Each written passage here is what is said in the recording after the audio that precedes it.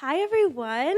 My name is Crystal Napoli, and this semester I interned at Let's Get Ready, which is a college access nonprofit. For part of my internship, I had the opportunity to teach high school students in the Eggleston-Roxbury area verbal SAT prep, which was reading and writing. So, as every human being and teacher understands, there are perks and challenges with every age group. So with kindergartners, for example, a perk is that they'll love you no matter what. But a challenge is that if you write the date in the wrong colored marker on the board, you hear, Mrs. O usually writes it in green, and you've completely messed up their day. A perk with high school students is that classroom management isn't that difficult as long as they respect you, and part of that respect is them perceiving you as someone who's cool and is chill.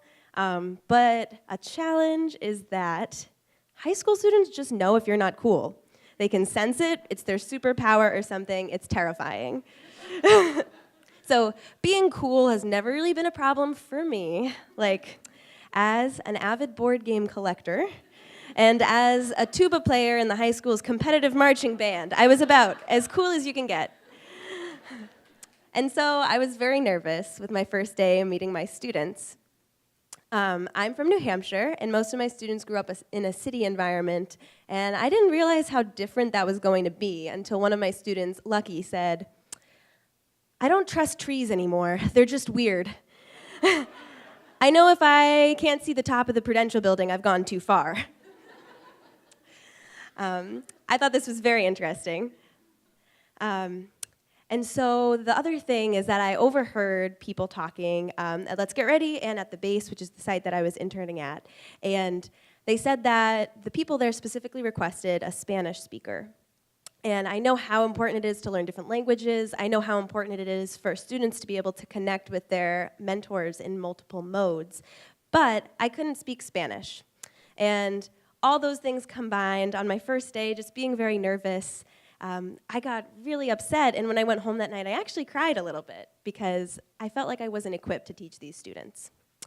So what do you do when you feel like you're not cool enough, you're not equipped enough to teach your students, or when you feel like you're not the person that the program specifically requested? You pick up the tuba, you heave up your insecurities, and you just wear them, you play, you rock it, and you just do you because you want your students to learn. And at the end of the day, I really wanted my students to see me and to look forward to coming every night because they chose to go to this SAT prep program after a long day of school and after they had done baseball practice and all of these extracurricular activities. I needed to be the person that they wanted to see. And when I started to do that, and I started to put my own skin in the game and become the creative, silly person that I am, that's when the magic started to happen. So for the SAT, there is a type of question that's called vocab in context, and it's exactly what it sounds like. There's an italicized word, and you have to try to figure out what it means by looking at the words around it. And so I have an example. My idea was, in order to teach them the skills to figure out what a word is based on the words around it, that I would put them in a situation. I said, pretend that you're my grandma, and you're reading this sentence, and there's some sort of 2017 millennial slang in it, and you have to figure out what it means. And so this is the sentence I used.